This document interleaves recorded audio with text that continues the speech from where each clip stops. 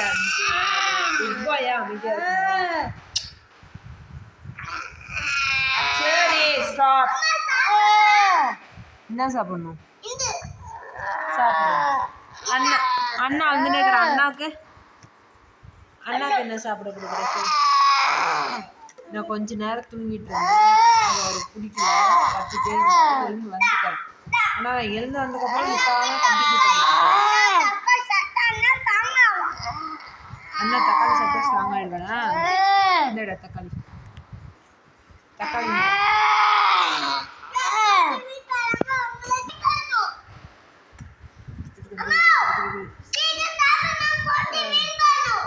Corn நீ சாப்பிட்றே, நான் எப்படி சாப்பிட்றது? நான் கேப்சிகம், நீ கார்னா?